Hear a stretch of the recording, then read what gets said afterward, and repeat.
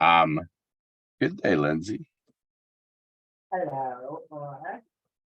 As we were talking about before, this is like a really simple recipe, but nobody ever makes it.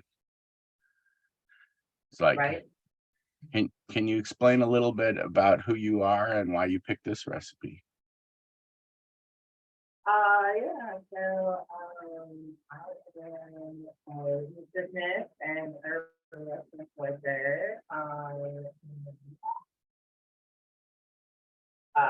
Well, we were actually working on a chimichurri with some wild greens last month, and here also, and we added a little apple cider vinegar to that recipe, and then we got talking about how it's almost apple season, and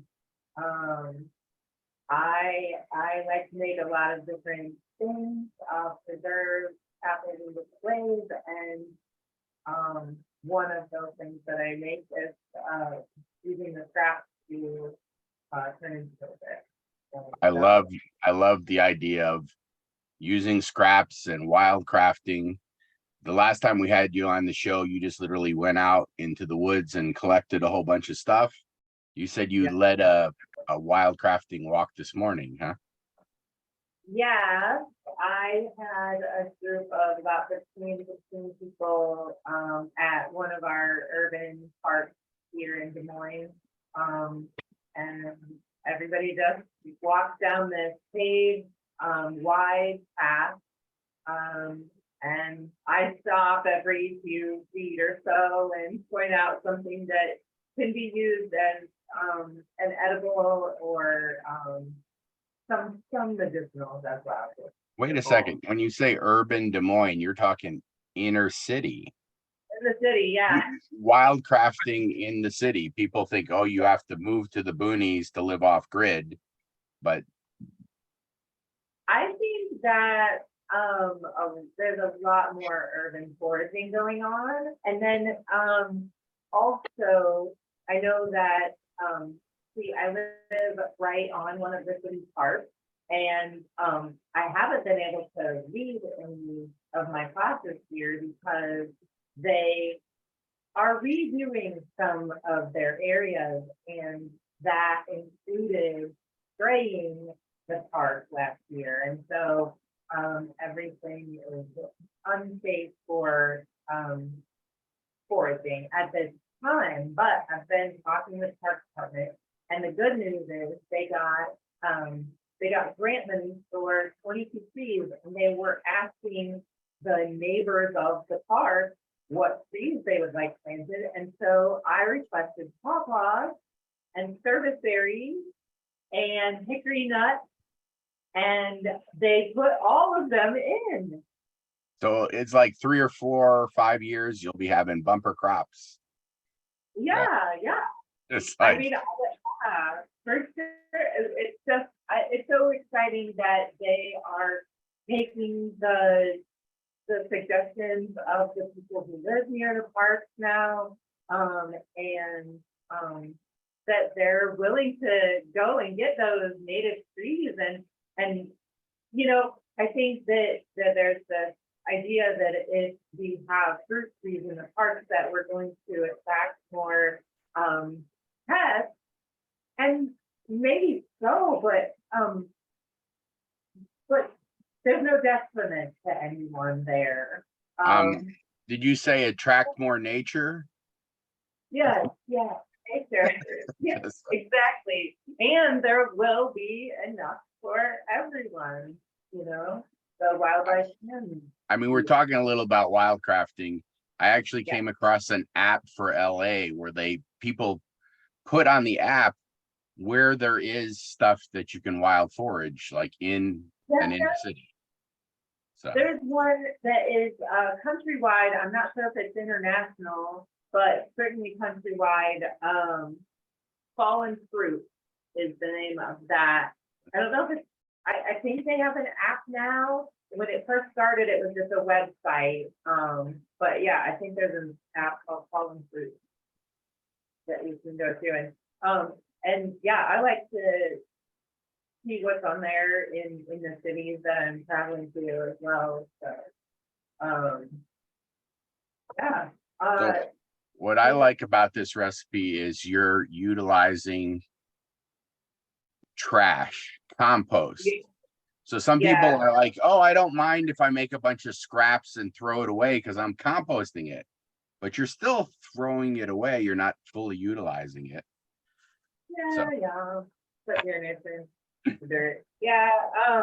So I like to use I my love this farm. device. This was the best $20. Like you can buy these at, like people sell these at auctions, and but you can buy them brand new for 20. Now the worst part is this part. This is the worst designed clamp ever. They have the versions that have a clamp, you can clamp it on the edge of a table. Yeah. Like I a don't have mine. this one's like a little vacuum. Mine sucks in. I don't know. I get really vigorous when I'm like doing the apple and it pops me. So, but yeah, so I use this for processing my apples before. So I wash all of my apples, and then I use my peeler core slicer to process before I do applesauce. And then I also make apple chips, like just dehydrated apples, that way. And so then I end up with a whole bunch of ribbons, skin ribbons and cores, mostly. And I actually froze these because I processed my apples a few weeks ago, and I knew that I had to, that I was anticipating this day. So I froze them, and I just got them out this morning, but it's not gonna make much difference. So I guess I need to catch up then, because I just have apples. Well, absolutely. If you want, while we're just chatting away to process, I was not able to do that just because I have been working at an orchard, a community orchard all summer as a garden manager, and so the apples were just ready really early this year, and they just all started falling down, and I had to that's what I could. Yeah, so these are apples that the local orchard considers not sellable because they're either too small, or in this case, it's got a little, like there's a possible bug went in there. There's a little black spot. Or this one right here, you can see is mushy, right? Or this one's half mushy. But most of them, let me find, most of them, they're just small. I prefer these as snackers to take, so I tend to buy the really small apples because they tend to not, I feel, rot as quickly. But like this one, so these are seconds. So that one's got a branch hit it or something. Let's see. This one's got a little black spot. I don't know. Most of them, they're really small. And so. Yeah, most of them coming from that community orchard where we don't spray. There were quite a few that had spots. Yeah, so if you have one of these things, you have to get this wet, and if you see it's cupped, and then you set it on a surface, and then you move that, and now you can see it's vacuumed to the surface. And so I use these for potatoes, like you can make potato curls, or if you want to peel an apple or potato, it just takes the skin off of it. But I don't know. That's pretty much all I use it for. It works really, really good to peel a turnip. Because turnips are a pain in the butt to peel. that thin skin and it's really hard. I never even thought about it. I put it in there and this little teeny blade just like peels that turnip. And yeah, I love it. But that's the only thing that I can think of I've used it for. So Are you then taking off your core slicer part and just sealing it? Or are you spiralizing and getting like a no, core? the turnip, all I do is peel it and that's it. And then I just cook the whole turnip. Right, you just remove, because like this part will come off. Right. You have the choice of spiralizing or peeling. Now, what are other stuff that you like tend to frequently ferment? Like, or what is something weird? I'm asking that question. It's a leading question because this is probably the weirdest thing I've ever fermented. Someone gave me some star fruit. Oh, The flavor of that star fruit is just, and so I'll, take a little out of, basically this is a giant tincture slash, I don't know, what do they call it? The flavor you put, like you get orange flavor, mint flavor that you can add to stuff. So this right here is star fruit flavor, but that's a lot because you only need like a half a teaspoon for like a whole baked good thing. So that was my weirdest. Yeah, I never thought of that. I think you would call that maybe like an extract. There you go. That's the word. So, oh, let's see here. Okay, so I was delaying a little bit because Suzanne really wanted to be involved, and she messaged me that she was running late. So I've been You're so sweet. That's the reason why I love you guys. just like, but so I we don't, just I need don't apples. know. And now, did you say you do wash the apples? Yeah, what's that? Okay, so how does it actually ferment if there's no, bacteria on it? I think there's still plenty of wild yeast on the apples, even after they're washed. I mean, yeah, some Don't of tell that. people that now they won't eat apples. No, just kidding. Yeah, so I think some of the doing that come off. I mean, you could selectively wash. There are going to be apples that have spots that need to be washed, bird tooth and stuff. Yeah, I mean, there are going to be your, clean, shiny apples that would pick up the fermentation. It would add more yeast to your. Now you never do like a starter where like you do with like a SCOBY or for kombucha or Well, yeah, absolutely you can. When you're starting with these raw apples and water, you can absolutely put a raw vinegar in with yours and it'll just kind of yeah, if you look at the bottom, this one is raw. It's got like little bits in the bottom, right? And so that's why I was wondering, you could add just a little bit of a starter and then it would maybe ferment quicker. I don't know. But I don't know. Whenever we made sauerkraut growing up, we literally never added anything. You just chopped up you washed the cabbage, chopped it up and put it in water.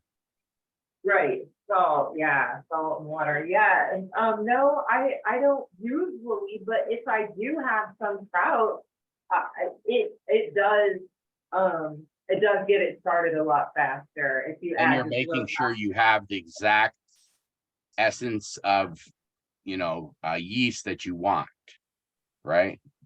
And so that you're 100%, well, having consistency maybe.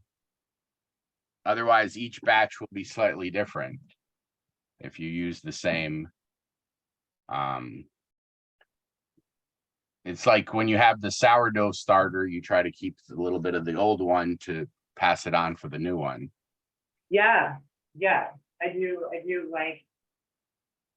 So, Yeah, I like bringing that into the next step. like, Mhm. so I really, really like vinegar, but I don't like most commercial things that have vinegar because it seems like they use like the lowest quality anything to make the vinegar. And so for me, it's really astringent and acidic. So I don't like most salad dressings. I don't like most, I don't know, mustards and barbecue sauces. A lot of them, they just have that really, really cheap, distilled white vinegar, which I don't know. Yeah. I feel like it's made from like wood or something, it just, because they never usually say what it's made from. So it could be made from anything cellulose based, right? Yeah, So yeah. when I make it myself, I'll buy, the raw apple cider vinegar when I make things myself. I'm very excited to now make my own apple cider vinegar because Yeah. guess what? You're using waste and reducing cost and mainly creating control of your own product. Let's do it. Mhm. You asked some of the other things that I ferment. This is garlic in honey fermented. It's not super dark yet. So, Yeah, I would- I've read a lot to be very careful with garlic that you can tend to have what is it? Botulism with garlic. People have told me that. But Oh, interesting, because I think honey is also one of the. This would be some pickled magnolia petals. what? Magnolia petals from the magnolia tree. And What is that used for? And what does that taste like? so it's very similar to pickled ginger. Because the magnolia petals have a very ginger-like flavor. Let me see if I can say anything. So, and they're so thin. It's like thin ginger. And it doesn't have any color, although, it would be a more natural pink color than the stuff that you can buy. But yeah, that's a magnolia. Oh. From the time. So I guess Don't can worry you about it. say a little bit why you would, preserve stuff? Because there is a lot of the world that don't preserve stuff because they don't, well, they have good weather, so things grow all year round. And so they're always Oh, using fresh stuff. But there's this culture of preserving stuff in northern climates. no, obviously, yeah, we're going 5 months without being able to grow much, yeah, maybe some years we can get some greens to grow, but absolutely, and then the health benefits often go in, like, cabbage, for example, when you turn it into sauerkraut, then it is an amazing bioavailable source of vitamin C. Whereas you don't get as much vitamin C just from eating a raw cabbage raw as you do from the fermentation process. Okay. So, And then find you're in the increasing winter, the you're looking for that extra vitamins and you're looking for that good bacteria for good gut health. yeah, that is important. All right. So yeah, it seems like most fermentation is either preserving food or utilizing things you would throw away. Like Yeah. all right. What do I need to do with these whole apples? Just chop them up? Yeah, yeah, you can just chop I them don't up. have to do like normally where you chop them up and take the pit out. And is there like, I guess the stem, take the stem off. There's nothing in the stem, but you don't have to, right? Right, right.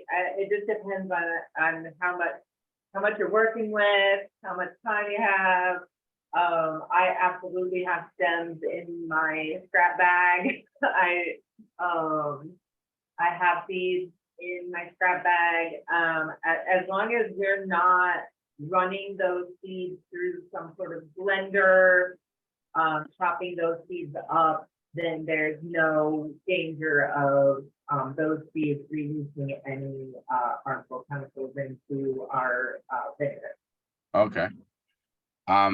So I've got just like, I actually buy these pickle jars, not really for the pickles, but for the jars, because it's actually cheaper to buy. Now, these jars aren't thick enough for canning, but for storing and, Yeah, it's I funny. really- You could buy a full thing of pickles for cheaper than you could buy a full glass jar. yeah. Oh, But- yeah. Okay. It makes more sense. I love those big pickle jars. Those are 1 gallon. These are a half-gallon jar. This will work. And then I have this crock that I really wanted to use today, but it is just too small. This fermentation crock was made by Mark Campbell out in California, and it has this special lip here for extra salty water to create more of a anaerobic environment here. Okay. Um, Now, when you said anaerobic, do I want to have a lid on it so it's sealed, or do I want it to breathe? No, we want this to breathe. You can take some sort of cloth, towel, even cheesecloth or something. I'm trying to think. But not some- like parchment paper like this, because this seals it too much. Yeah, I think that'd seal it over too much.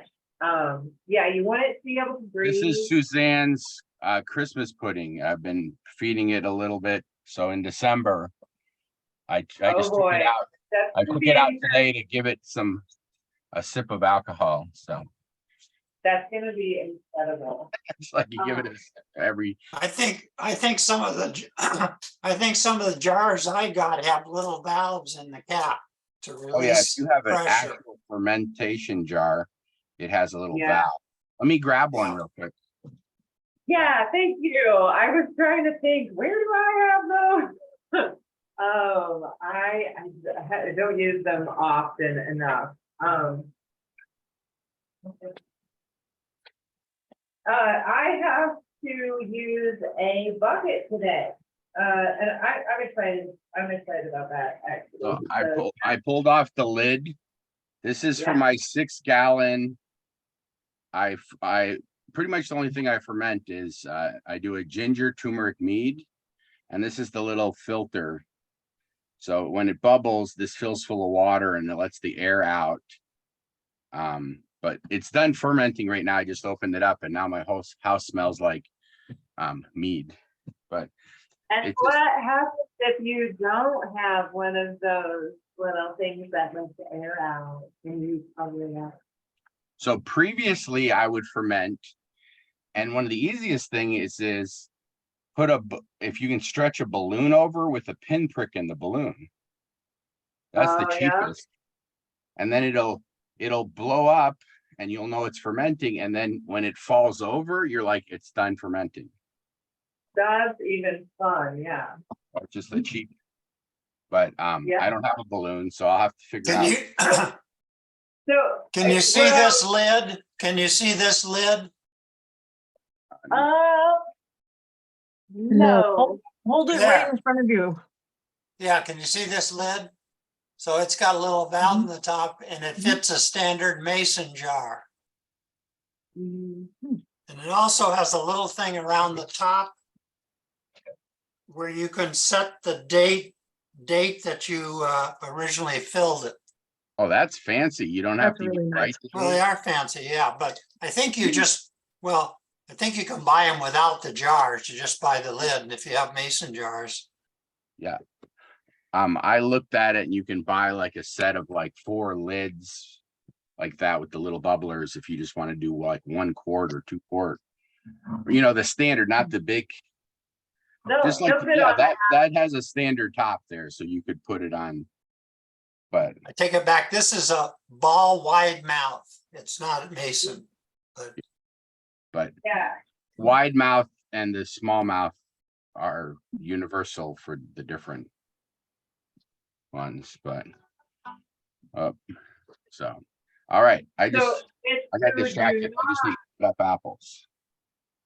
And if you did not have any sort of way for your gases to escape, you would inevitably have some sort of mess to clean up. Oh, you mean explosion? That's Is that your way of saying explosion? good, yes, yes. How small And do you think I should? depending on, How small do you think I um, should cut the apple? so actually, I think bigger is better in this case, just because, the goal here is keep everything under the water. And the smaller pieces are more difficult. So, your apples are gonna break down really easy and fast. So it's not necessary to have a lot of surface area, You you say like know? quarter it? Yeah, well, quarter these are teeny. fine. Maybe if I'd it was say a quarter. big apple. Okay. And then Yeah. are we leaving the seeds in? I don't remove seeds.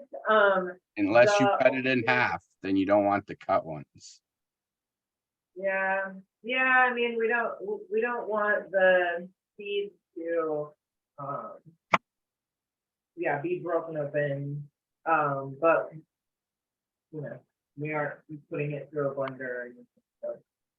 So, In that case, I just happened, you were talking about it, I cut it and I happened to cut a seed right in half. I've never seen that in all my years of cooking, actually cutting a seed, but Suzanne asked and it caused the seed to be cut. You have to watch it. so yeah, this is, my bag of apple scraps, lots of ribbons, lots of cores, still have some stems on, still have the seeds in. And I'm just gonna put that into my bucket. Advertisement for the no. Now, I guess you wouldn't have to get a food grade bucket, would you? I don't know. Yeah, that's food grade bucket, just a real clean bucket. I mean, a brand new bucket would be fine, or one that you just know hasn't been used for any chemicals or heavy jobs, I guess. And since I'm using such a huge vessel, I am going to use this regular plate to weigh my scraps down, and then I'll put a little wreath on top of the plate. Now, I noticed you had a lot of skin when you make apple sauce. You take the skin off. Right. Yeah, I do typically. I mean, and I'm not too picky about it because I don't mind a little skin.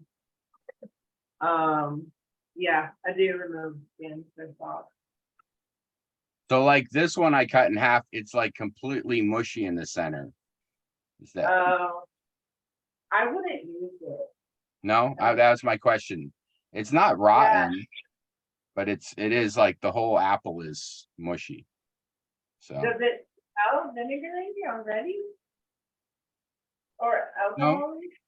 no. Yeah, Um, I don't know. So I don't I guess it's a know. personal preference there, huh? Yeah, maybe. I'm hoping that I have enough filtered water in my jug. I don't even know how much I think, but anyway, maybe I'll have to filter more water. So you do need to have filtered water. Make sure you don't have any chemicals that'll stop the bacteria. So Yeah, yeah, right. now, one thing I learned from people in other countries is if you have water with chlorine and you leave it sitting out, the chlorine will dissipate if you have the lid off the container. Yeah, yeah, about 24 hours, 12 hours.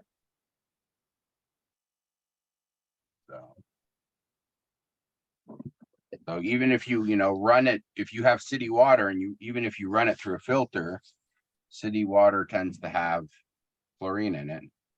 So just have a jug with the lid off and the chlorine will dissipate.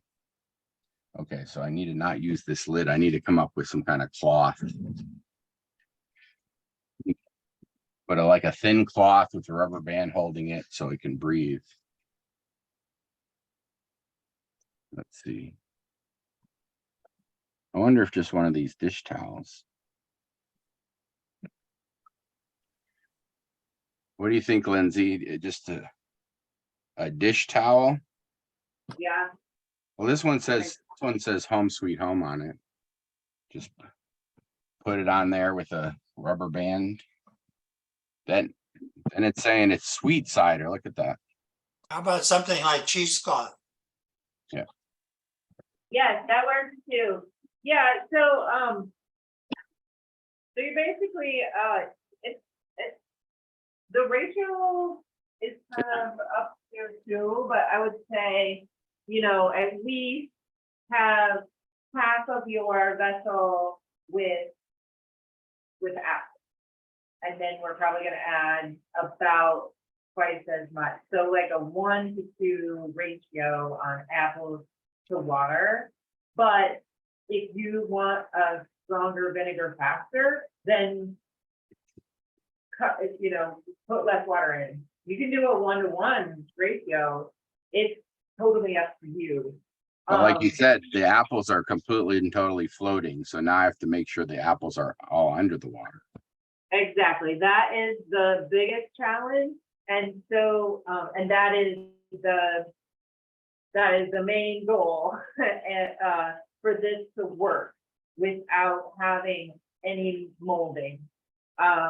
So if when you, like, I think inevitably, when I push my plate down and put my weights on, I will have some pieces float up.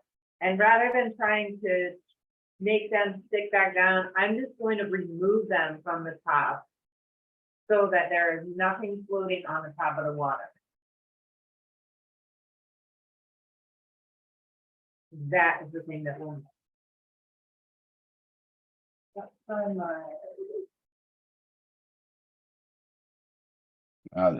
This is what I've done in the past with the gallon, is just get like some kind of yogurt container lid and cut it and set it on there.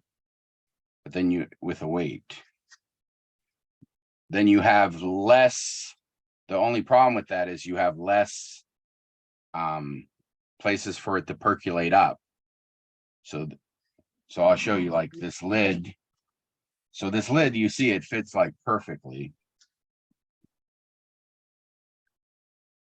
So you want to cut holes in it to allow more places for it to percolate up. You have a hole punch. So this right here is just the center of the lid. And you just set it there. And then everything's underneath now. But you need what do you call it? A weight. Anyway. That's something I've done before. I try to be creative. Yeah. It only works if you have a curved top. Otherwise, if you have a big one, you need a bigger disc. And if the disc is too big and there's not places for the air to escape, it will escape on the side and cause that.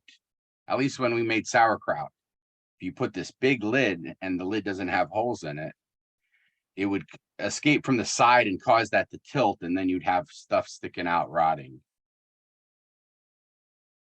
So Yeah, you want everything to be underneath the water. And how long do you usually typically let it percolate? it's gonna take a few weeks. And so, probably what we're gonna do is, kind of keep an eye on it, but it'll take 2 or 3 weeks. And, when we start seeing some activity and it's really got some, bubbles going on, we can strain the vinegar off the fruit. And then the vinegar just sits for another few weeks, 2 or 3 weeks. And so when you strain that fruit off, it's gonna be quite light in color. And then as it sits for that second ferment for a few more weeks, that's when you're gonna develop a more brown, golden color, a darker, richer color. So a lot of recipes for making apple scrap vinegar will say to add things like a sugar water or honey, to basically, I think that it's just another way of getting that started more rapidly, but it's not necessary. I actually haven't ever tried it with sugar or with honey. I have Okay. only apple scraps, but every time I've made it, it's just been scraps. So that And I am getting cores in there, and that provides the sugar. so if you just had And the skin, it probably wouldn't work that well. You need to have some of the pulp for the sugar. yeah, I would think that you do need some of the fruit to Right. get the good combination of the yeast and the sugar. And then I have used a little bit of the raw mother. This is homemade, I guess. Reuse the store bottle. So you How can, much you think can, I put like a tablespoon in this gallon? I Yep. mean, not very much. You're yeah, trying to right speed at up the process. a capful, 2 capfuls maybe. So that will also just get that process started a little bit faster. Not So here's how I made my cap is, again, I just cut out the lid of like a plastic device. In my case, I feel like I got enough air around the edge, and then I needed 2, but I only found 1. It's a little bamboo skewer, like a little slit of bamboo.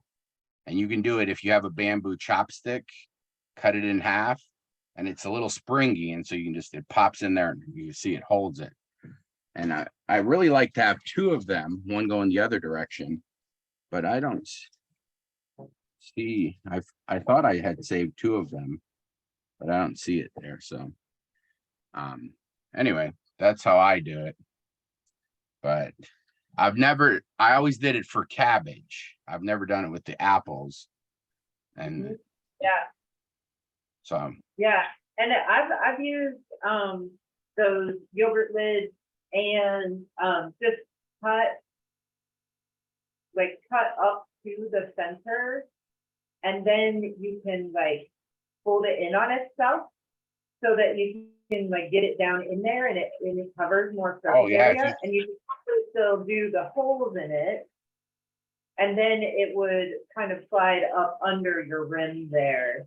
But Yeah. I like how you've done that. That's really well, creative.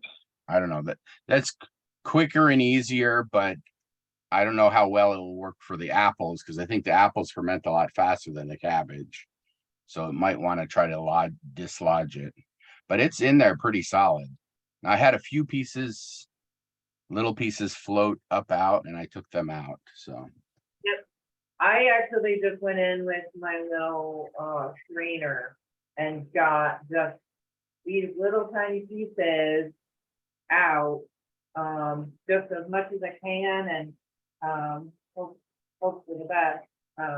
But if while this is fermenting, you just need to keep an eye on that part. And if while it's fermenting, you do have some rise up to the top, you're just maybe use something the size of your hands, or make sure your hands are super clean, to not introduce bad bacteria into your vinegar before. then it'd probably be much better to have a piece of cheesecloth so you can see through than an actual cloth, and you could see through.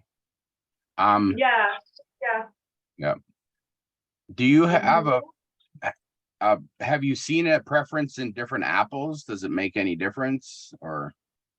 Oh, that's a good question. I was just thinking about apple varieties and what ones were good for what things, and that isn't something that I have really put much thought into. I know that I've used Whatever you have left over. a lot of different varieties of apples, and I'm sure that it does affect the flavor of the vinegar. But one of the wonderful things about about it is just that all of the apples have made a really nice flavor in vinegar. So yeah, I don't think there's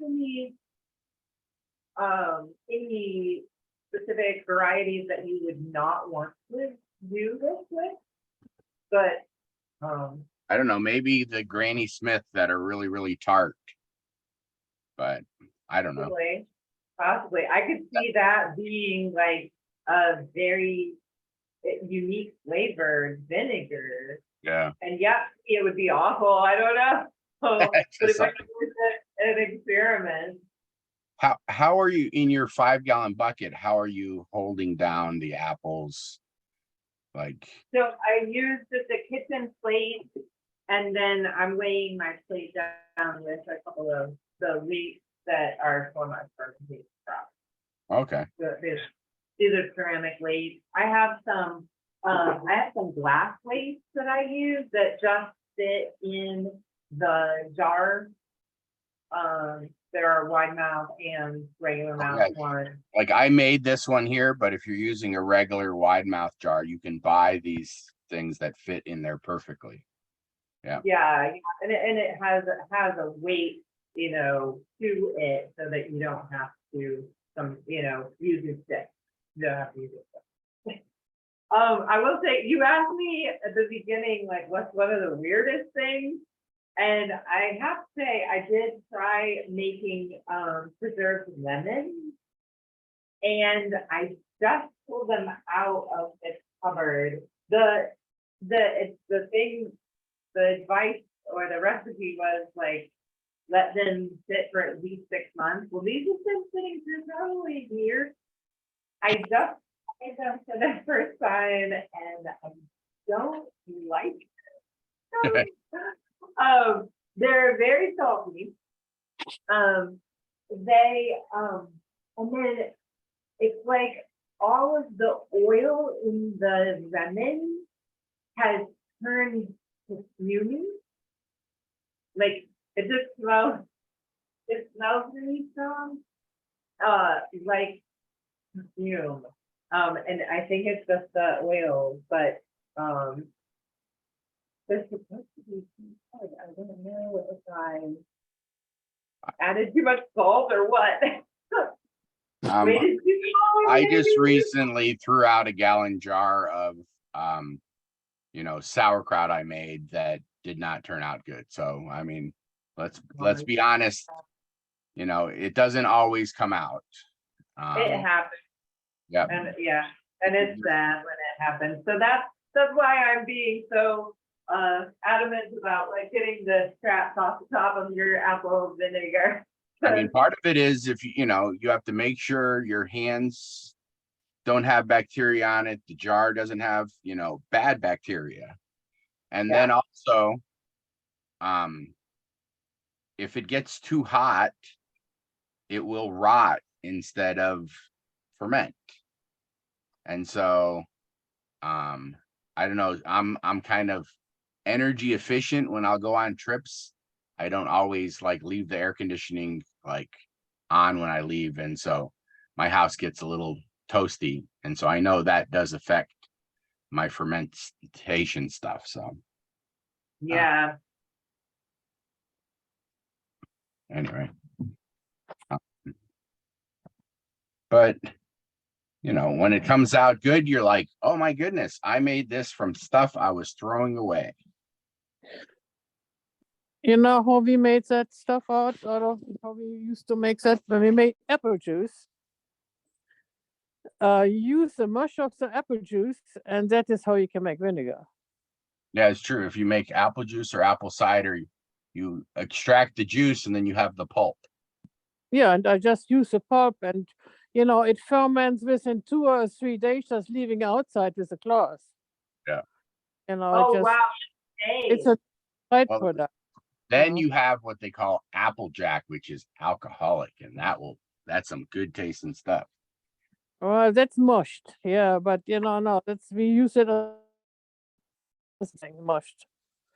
Well, the big history That of is apples, that is the big history of apples is especially, well, I'll only speak for the US, was people didn't eat apples very much in revolutionary times.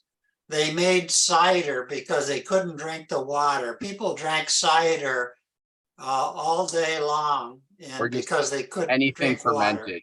Yeah, anything fermented. So you're putting good bacteria to offset the bad bacteria. But cider, apple cider was common. People would have, you know, drink it with every single meal instead of water. Or if you know, add like vinegar or cider that has good bacteria to water that has bad bacteria, they fight it out. And the bacteria has a war and hope. And the idea is the good bacteria wins. So Well, that's basically what's taking place during the fermentation. when you want to, but if you want to have, I drink a glass of water a day, and that keeping the calcium and the deposits of on your veins away. That's how you keep your pH at 7.5 for your body, then you get to stay away from inflammation. there you go. All right. That's the olden way, you know. So this is an unusual cooking show in that we don't have an end product, but in I guess, you know, couple months we can all talk about what our vinegars taste like, and or did I throw away? Well, winter's starting now, so I'm not going to have hopefully the problem of my house overheating and killing my fermentation stuff. And now I'll start making kombucha again, because I found that I always kill that during the summer. It's too delicate. It gets too hot. And so I'll start doing kombucha again. But I remember in Mexico having pineapple vinegar. ooh, let's see, what did I have in the Caribbean? I had a mango coconut vinegar that I really liked. So, all right. Any last questions for Lindsey? Or Lindsey, you want to give us a synopsis of your whole life in 20 seconds or less? Just like, No, all right. no, not at all. It's like, No, but I really appreciate everybody who jumped on today, and I just love sharing these processes and this wonderful food and this time today. So thank you. I'm so glad that you asked me to come back and do apple cider vinegar. And yeah, it will take a few weeks, but it's worth the wait. I guess, I mean, any fruit that has sugar in it. I wonder, do they make a tomato vinegar? Because I mean, tomatoes, a fruit that's sweet. I don't know. I just like being quirky, but again, I've had mango, I've had pineapple. So yeah, the pineapple is just when you peel the pineapple, save the skin and make a vinegar. Yeah, yeah, I love tapache, or I used to anyway. And that has definitely turned to vinegar for me a few times. And we've used pineapple vinegar, and I have made peach vinegar. That's very good. Yeah, yeah, play around with vinegar. It's Just like, and also remember that you can infuse your vinegar. So like I have chive blossom vinegar, I have magnolia blossom vinegar. And then, just like the obvious, like culinary herbs can be infused into vinegar. And we can just keep getting creative with it. It goes on forever. thank you so much. All right. That's awesome. That's so cool.